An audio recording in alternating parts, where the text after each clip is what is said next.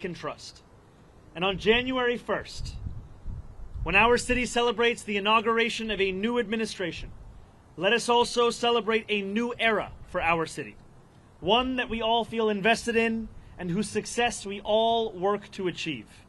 Now, it is my pleasure to invite Ilana Leopold to deliver a few words. Thank you. Thank you. Good morning. My name is Ilana Leopold, and I'm very honored to serve as the Executive Director of Mayor-elect Mamdani's leadership team. I want to thank Zohran for his faith in me, both on the campaign trail and in this next exciting chapter of this movement. As a third-generation New Yorker raised in Mitchell-Lama housing and educated at CUNY, I bring to this work a deep appreciation for the city's promise and a commitment to expanding it for others. I love this city deeply, and I'm so grateful for the opportunity to help shape its future.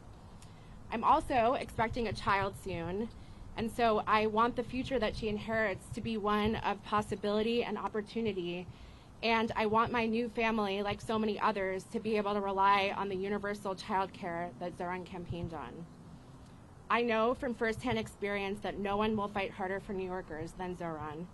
He has the vision and ambition necessary to drive down the cost of living so that families like mine can afford to live in the city we've built.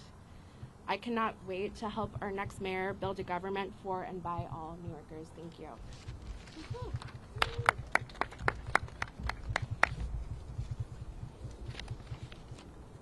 Good morning. My name is Grace Bonilla, and I am excited to be with all of you today. I want to congratulate Mayor-elect Mamdani on his historic victory and a campaign that captured the imagination of so many and centered the needs of working New Yorkers as a North Star.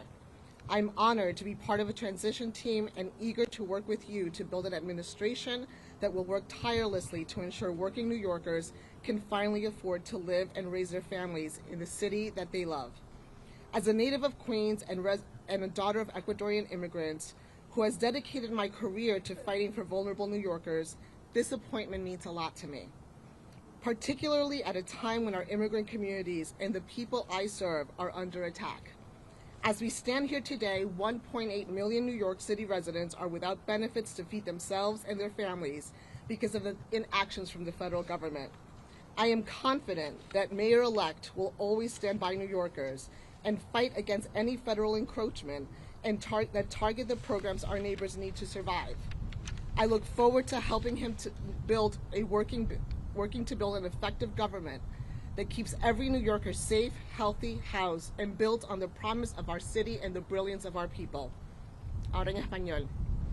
Ante todo, quiero felicitar al alcalde electo Mamdani por su victoria histórica y por una campaña que cautivó a tantos y que le dio prioridad a las necesidades de los neoyorquinos luchando por sobrevivir en esta ciudad.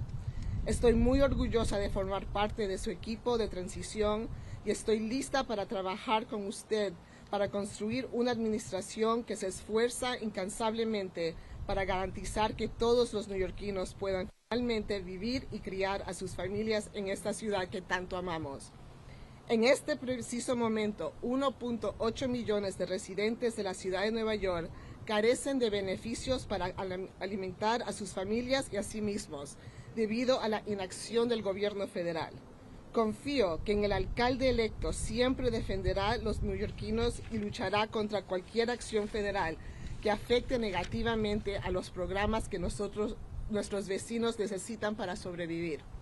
Espero poder ayudar a construir un gobierno eficaz que garantice la seguridad, la salud y la vivienda de todos los neoyorquinos y que aproveche el potencial de nuestra ciudad y el talento de nuestra gente. Muchas gracias.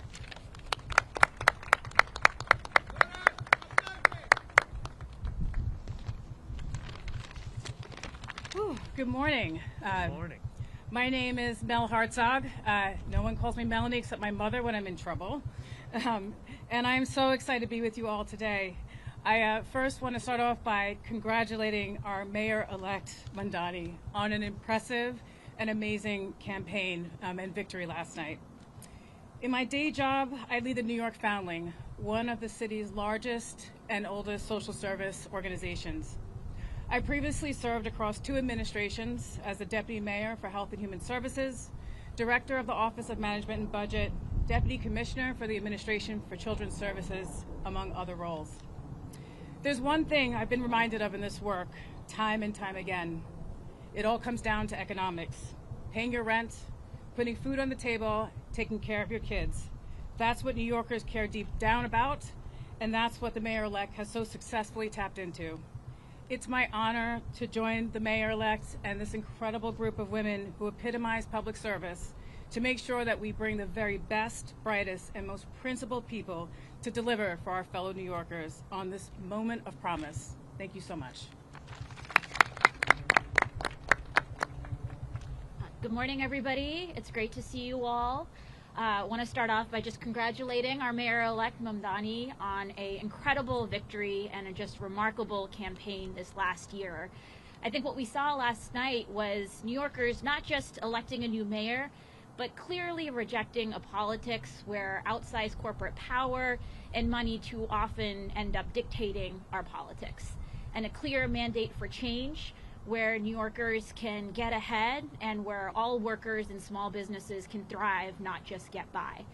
I think what we saw through the campaign was an operation that showed extraordinary discipline, rigor, talent, and I know that Zohran has the vision and courage to make sure that we can actually deliver.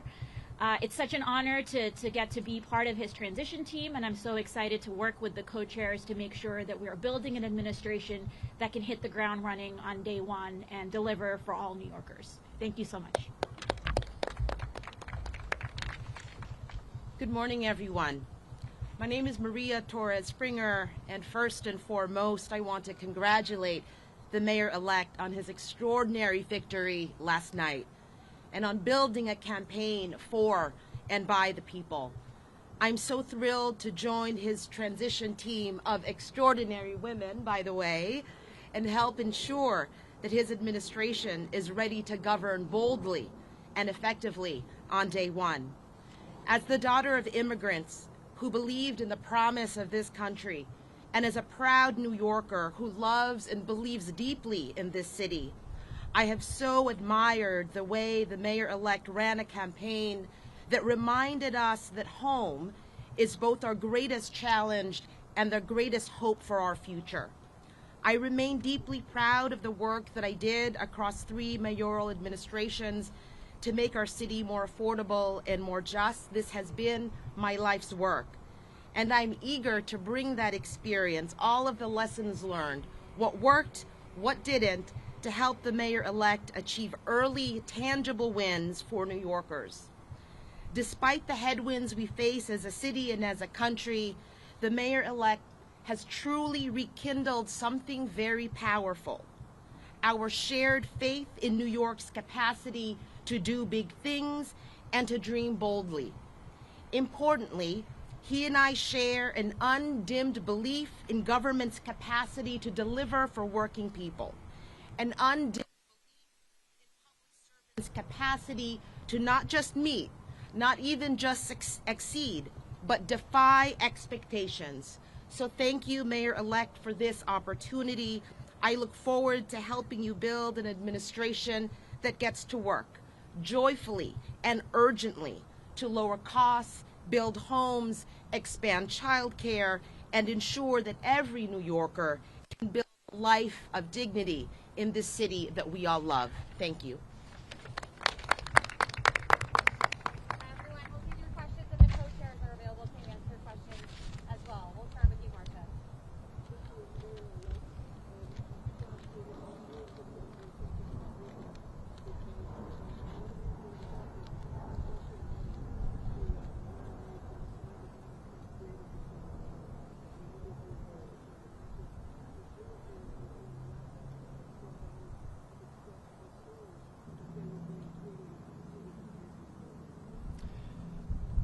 I look forward to being the mayor for every person that calls this city home. That includes the Jewish New Yorkers that voted for our campaign and those that didn't. My responsibility is to all 8.5 million New Yorkers, and we chose this location as a reflection of the borough that I serve and the fact that we are proud to be known as the world's borough. And for far too long, that embrace of so much of what makes New York City special so much of what makes it the place that we are proud to call it our home, it has been missing in our leaders. And I am excited to be the first immigrant to lead this city in generations. And excited more, frankly, to deliver on an agenda of affordability alongside these incredible co-chairs for New Yorkers across the 5 boroughs. Right here, sorry, we're going to go to Josie right here. Yeah.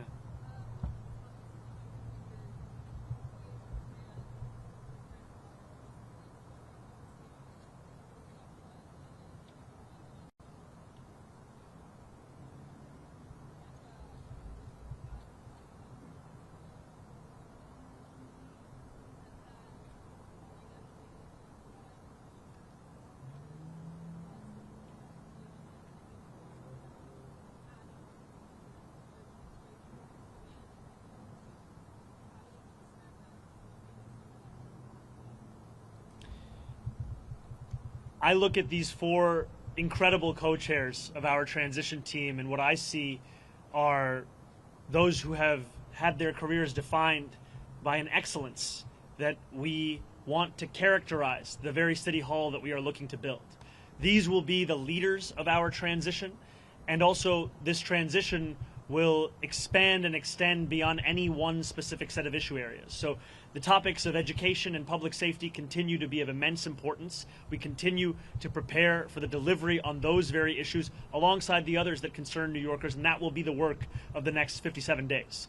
And just to your second question, I am willing to consider anyone to work in my city hall so long as they are committed to working for my administration and to delivering on an agenda to lower costs for New Yorkers in the most expensive city of the United States. All right, we'll go to Sam over here.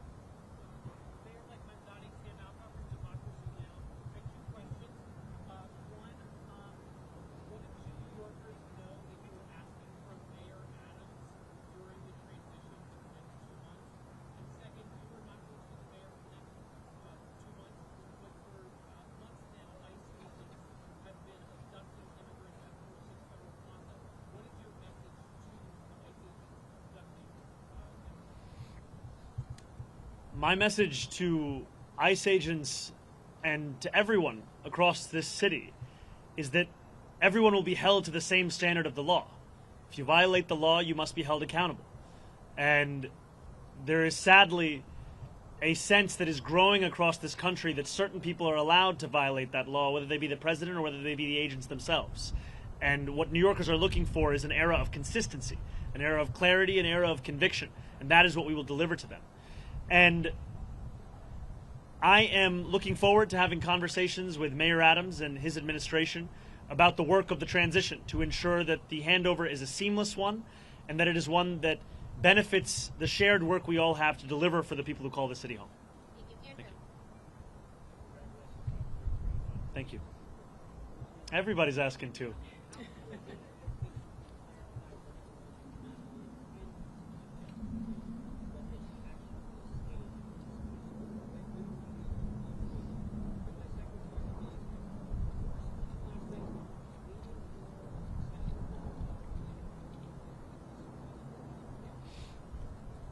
I've made my intention clear to retain Commissioner Tisch, and I look forward to having conversations with her on that very subject.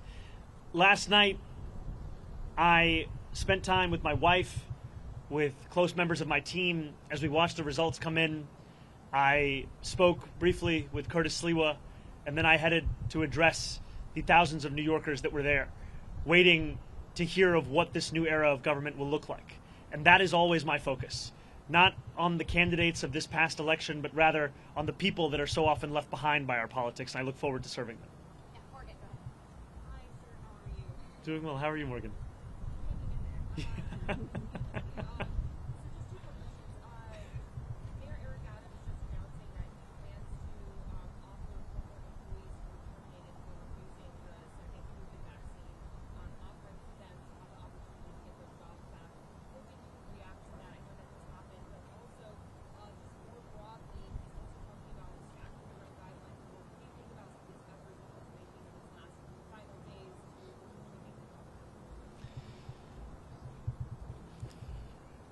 The mayor is seemingly unsatisfied with a record of raising rents by more than 12% on more than 2 million New Yorkers, and has gone so far as to consider appointing someone to the Rent Guidelines Board who is known for being a star, I think, on a show called Selling New York.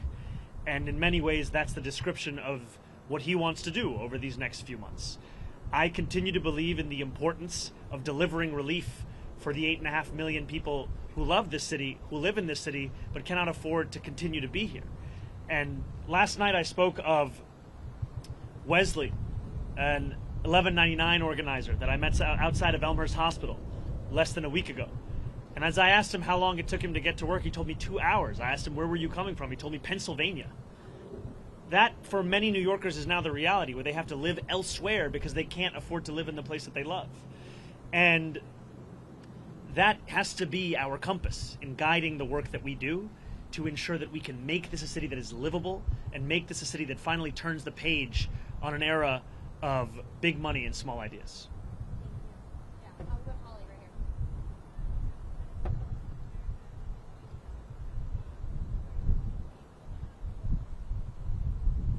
I am looking forward to having every member of my coalition being a part of our transition. The transition will be guided by the work that we need to do, and the coalition that brought me to this point has done an immense amount of work and has also been leading in the fight for dignity for working class New Yorkers.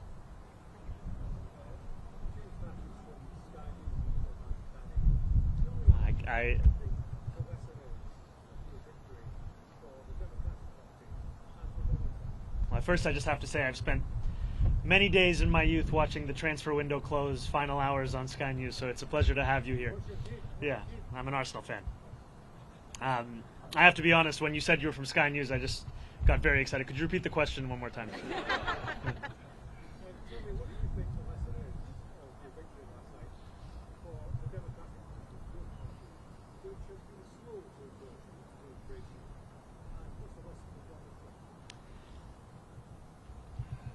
I think the lesson for the president is that it's not enough to diagnose the crisis in working class Americans' lives. You have to deliver on addressing that crisis. This is a president who ran a campaign on the promise of cheaper groceries, and now, as was said by one of our co-chairs, has gone so far as to cut SNAP benefits for close to 2 million New Yorkers. Someone who is literally making it harder to afford those same groceries whose price he was decrying not that long ago. And what scares Republicans across the country is the fact that we will actually deliver on this agenda. And the contrast is something that they cannot bear to witness. And I try to keep my focus similar to that cover on the New Yorker where the world ends at New Jersey, and thinking about what this means for our city instead of for our nation. And I will tell you that for our city, what left me with such great hope last night were the stories from so many New Yorkers who had never voted before, who had lost hope in politics years ago.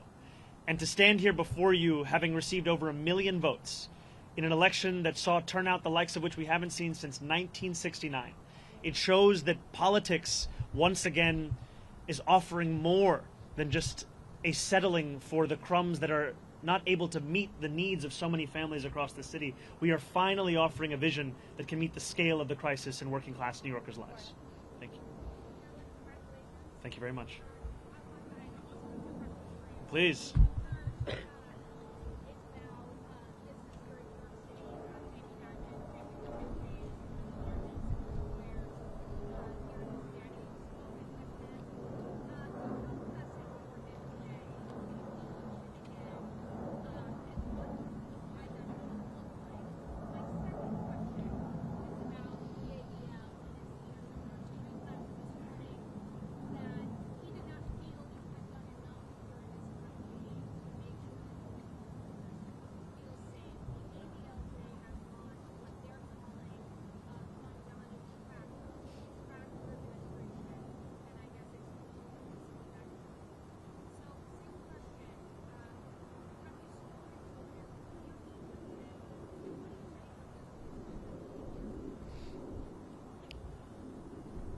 I look forward, I'll first answer your first question, then I'll go to your second. I look forward to meeting with Jamie Dimon and meeting with anyone who is concerned about the future of our city and is invested in the vitality of that same city. And these are not very different from the conversations I had over the course of this campaign with many business leaders who, while we may have disagreements on fiscal policy, we also found many areas of agreement as to what the city actually needed. And I think it is critically important that we start to embody a style of leadership that does not demand agreement across every single issue in order to even have a conversation. We need to be able to deliver for New Yorkers, and that means to meet New Yorkers, even those with whom we have any disagreements. So I look forward to having those kinds of meetings, be it with Jamie Dimon or be it with other business leaders, and continuing to show that our affordability agenda is an agenda that would also benefit businesses across the city. Because what I've heard from many of those same business leaders is that the inability for city government and state government to provide universal child care has led to businesses sometimes having to provide stipends to their own employees given the expense of that child care. Makes sense because child care in this city costs an average of $22,500 a year, which is a burden that many families cannot bear. And I also look forward to streamlining the regulations within city government. I'm someone who believes deeply in the public sector, believes deeply in public regulation, and I also believe if I cannot give you an answer as to why a regulation exists, then it likely doesn't have a good reason to exist any longer. And that extends to when a restaurant owner told me of the $25 a year he has to pay the city for the right to sell a frozen dessert. And it also extends to the way in which we fine and fee small businesses across the city, which is why we've committed to cutting that in half. And I have not spoken to Jonathan Greenblatt. I take the issue of anti-Semitism incredibly seriously.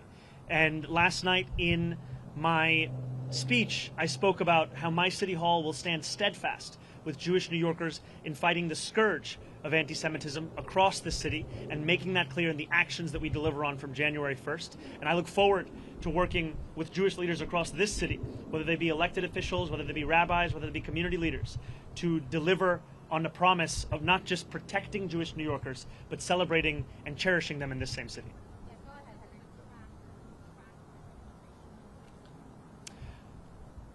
I think that anyone is free to catalog the actions of our administration. I have some doubts in Jonathan's ability to do so honestly, given that he previously said I had not visited any synagogues, only to have to correct himself.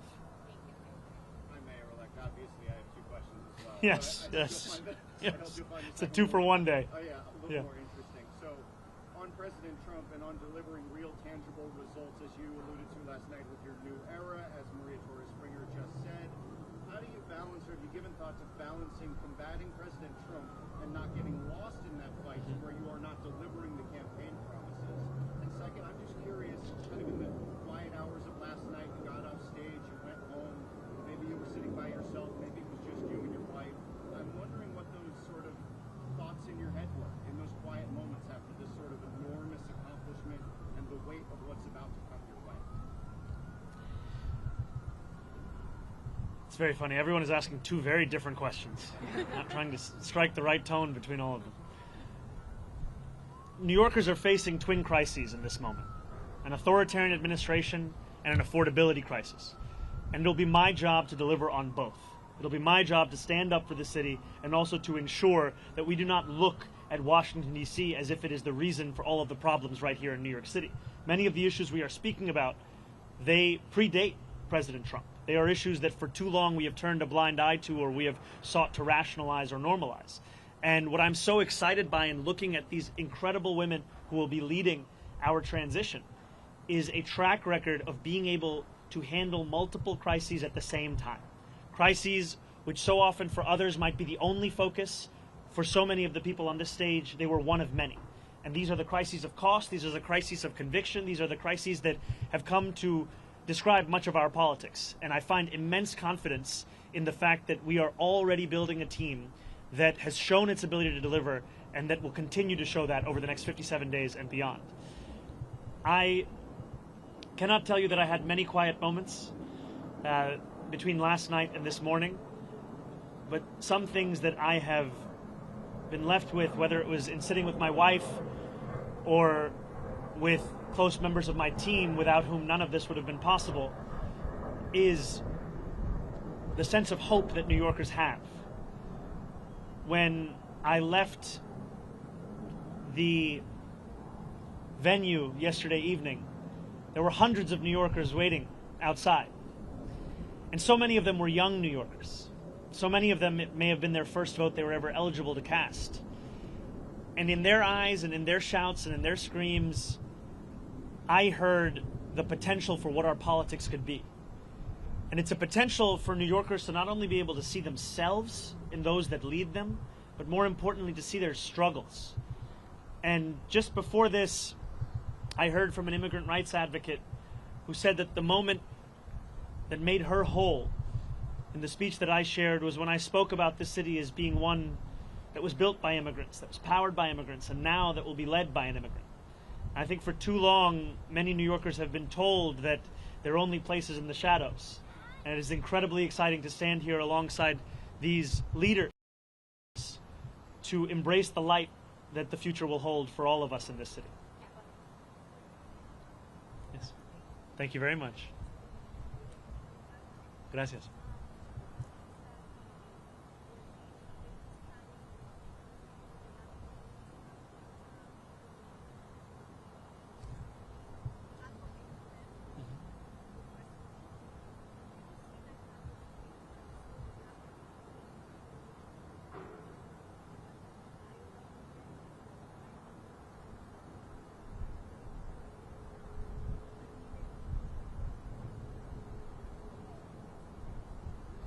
The White House hasn't reached out to congratulate me. I continue to be interested in having a conversation with President Trump on the ways in which we could work together to serve New Yorkers, whether that be delivering on his campaign promises around cost of living or the many issues that New Yorkers have been sharing with me about the drastic impacts that the legislation that President Trump has ushered through Washington will mean for them and their lives. And too often we understand these impacts solely at an individual level. But if we just speak a little bit more about SNAP benefits, these are not just affecting the close to 2 million New Yorkers who are on SNAP, these also affect the grocery stores across our city. There were a number of mom and pop owned grocery stores that spoke to me about the fact that in the Bronx, SNAP revenues make up more than a quarter of all of their revenue. And this has the impact of decimating their ability to keep their doors open. And so I look forward to having those conversations and to making clear that if there is ever anything to be spoken about that could benefit the people of the city, I am ready and willing to speak to anyone about it. But if it is a conversation to come at the expense of those people, then I will fight that idea tooth and nail, because my job is to serve this city.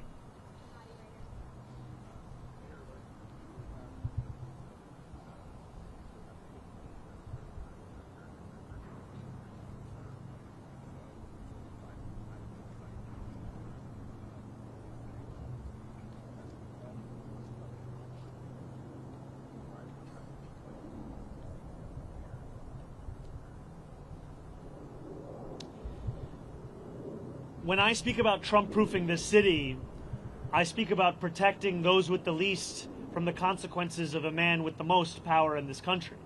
It is in part a reference to the need to ensure that any fight for additional revenue is one that also looks to try and protect those same New Yorkers from these kinds of cuts to the greatest extent that we can. And it's also a commitment to ensure that so many of the storied parts of city government return back to the moments where they were on the front lines of fighting for dignity and civil rights, and I think specifically of our city's law department. This is a law department that, when you think of the seminal civil rights cases of this country, they were there. And yet today it has 200 fewer lawyers than it did before COVID. This is an example of a lack of interest from an administration in ensuring that we are investing in the tools that have been proven to protect those same New Yorkers. And I will not mince my words when it comes to President Trump. I will continue to describe his actions as they are, and I will also always do so while leaving a door open to have that conversation, because it cannot be understood as if it is an argument between two individuals. I am looking to lead this entire city, and everything that I do must be to the benefit of this city, and I look forward to delivering for that same city. Yeah, Yeah, hi. Hey, how's it going, Aki? So after your win last night, a lot of critics went to our comment section in the social media news release saying, talk to the Mamdani supporters in 6 months, see how they feel. Talk to them in a year, see how bad it's going to get. Do you have any comments on how those folks are reacting and how you're going to prove it? Well, first I'd say we've come a long way since that conversation in Astoria Park, and it's lovely to see you here. You know, I think there were many who said similar things when we launched our campaign on October 23rd. talk to the campaign in 6 months, talk to the campaign in a year, see where they are. And what we've shown is that the hunger, the dedication, the commitment to excellence and delivering in the ways in which we have been told are impossible, this is what will typify our efforts. It has thus far. This is what will describe them moving forward. And the passion, as Maria had said, of an undimmed potential for government to meet the needs of working people across this city, that is something that we fully intend to deliver on. These were not words that were shared as a means by which to inspire people for the purpose of an election. These were commitments that were made that we intend to deliver on to ensure that New Yorkers can live in the city they call home.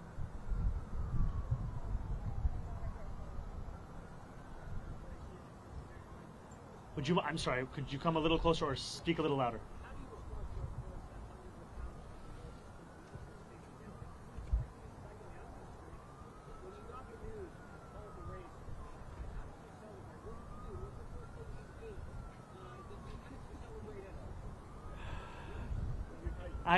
I think the first thing I did was drink some water, and it took a moment for it to settle in. And when it did, oftentimes this job is described with the language of burden, responsibility, pressure. And those things are true. But what is lost is opportunity. And that is really what I felt in that moment when this race was called. The opportunity we have to deliver for people who have come to expect so little from the politics of their city. And that is an opportunity that is at the heart of what motivates me each and every day.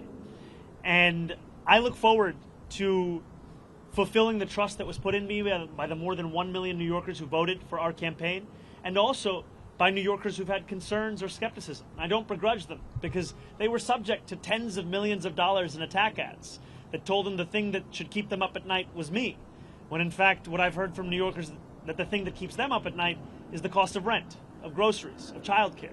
And so I look forward to earning their trust as well, because my vision of success is not that those who are skeptical leave this city, it's that those who are skeptical stay here in this city, and that we build a city that has room for even more to join us. Because this is a city that has to grow, this is a city that has to thrive, and the way that we will do so is by bringing an excellence back into City Hall, where it becomes the expectation, not the exception. Thank you. Oh, incredible.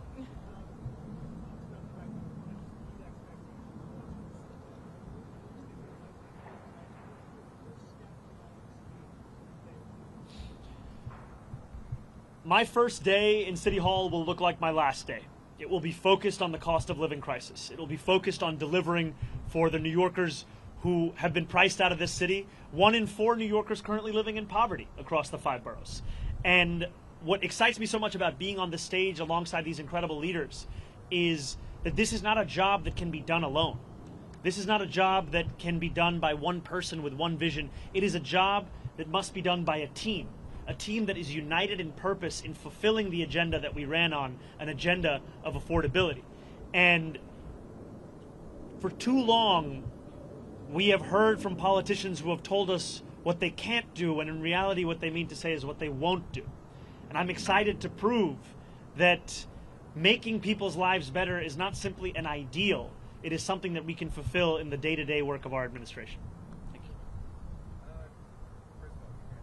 Thank you very much, Ethan.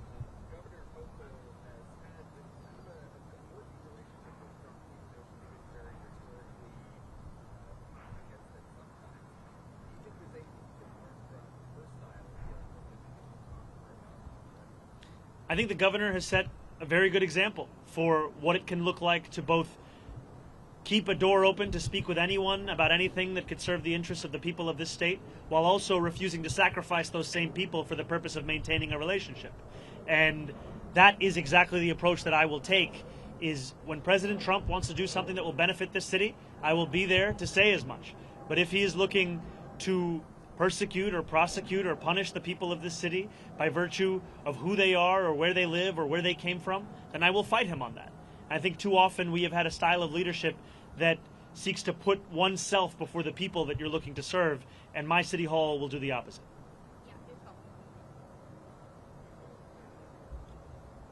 Oh, thank you.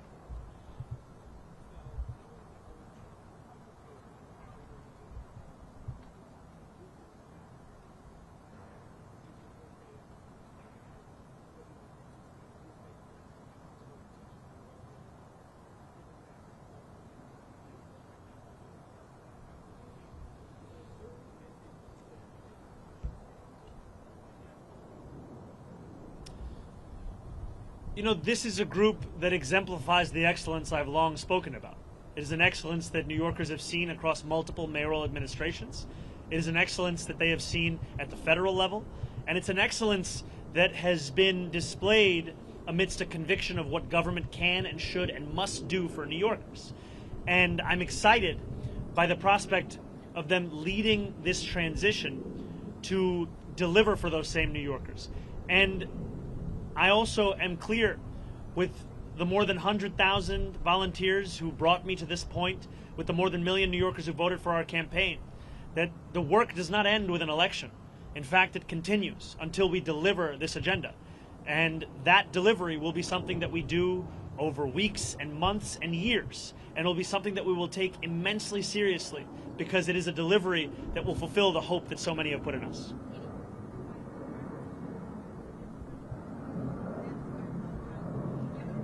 Could we do the first one? I'll answer, then we go to the second one? Perfect. Yes.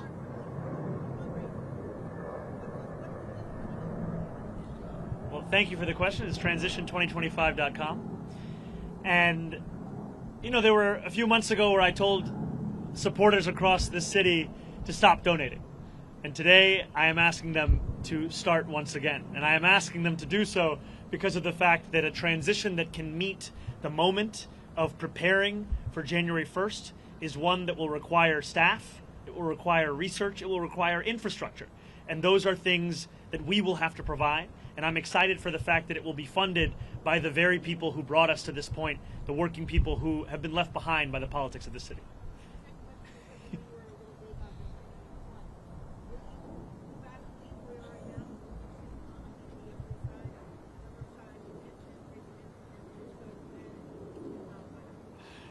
I did get a text from my super late this night.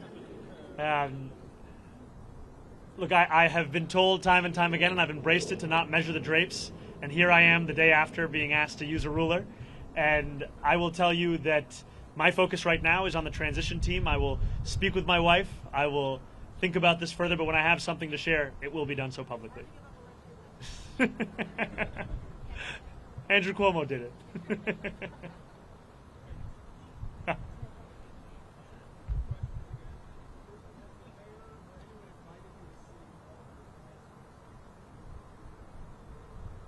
The mayor has not invited me as yet to go to City Hall, but I look forward to having those conversations about the transition.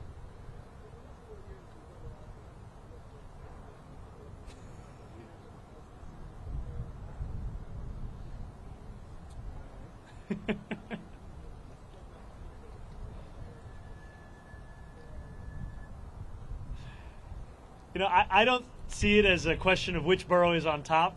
I am looking to serve every single one of the 5 boroughs. And in each of these boroughs, I find so much of the inspiration of the work that we have to do in City Hall. And I'm also proud to represent Queens in the state legislature. I'm proud to be a resident and an assembly member for Astoria and for Long Island City. And I'm proud that we are standing here today in the world's borough to embrace what gives so much meaning as to what it means to be a New Yorker here in this moment today. This guy's trying to get me to go against other boroughs. Unbelievable. Where's the suit? Good to see you.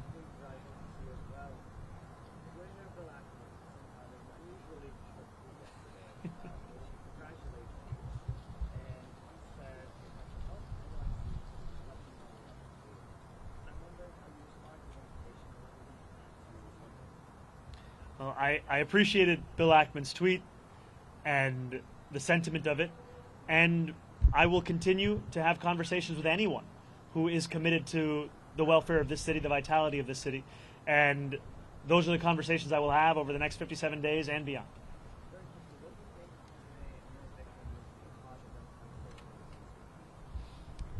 I can tell you what it means in this city.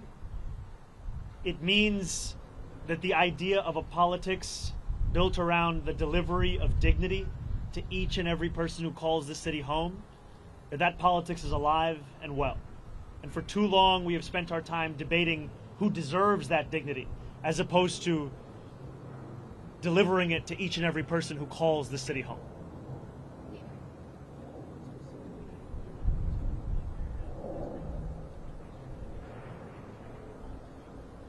Can you? I didn't hear the second one. You know, even amidst my many critiques that I have of the Adams administration, we have to have a sober analysis of the work that is done in any single administration. And I think that City of Yes is something that is a significant and good step forward. I think that trash containerization is another example of something that we should continue to pursue. And these are examples to me of some of the issues which have been long recognized by New Yorkers as ones that need to be contended with by government and ones that have simply been ignored. And I look forward to continuing on those issues and then correcting the course in many and other areas of city government. And I look forward to working with the council and with the next speaker on delivering on an agenda of affordability for each and every person that calls the city home. Thank you guys so much. Thank you all. Thank you. Not yet.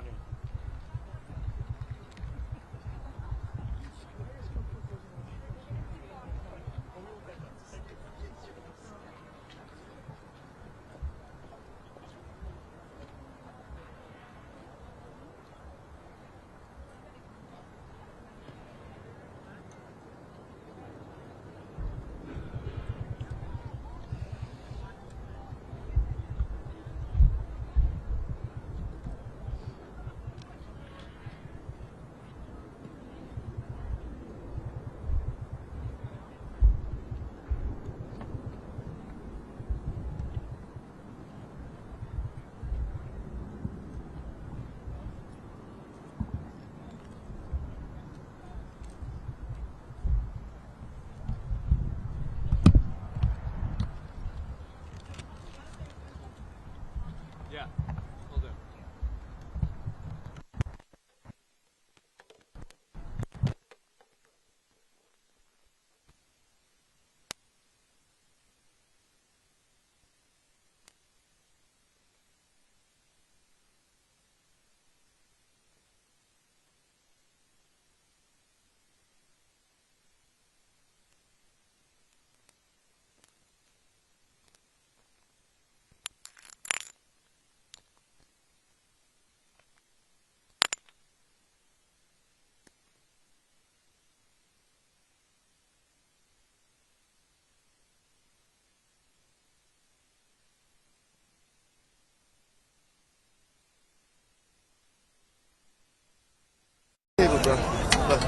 Oh, that's the one I borrowed from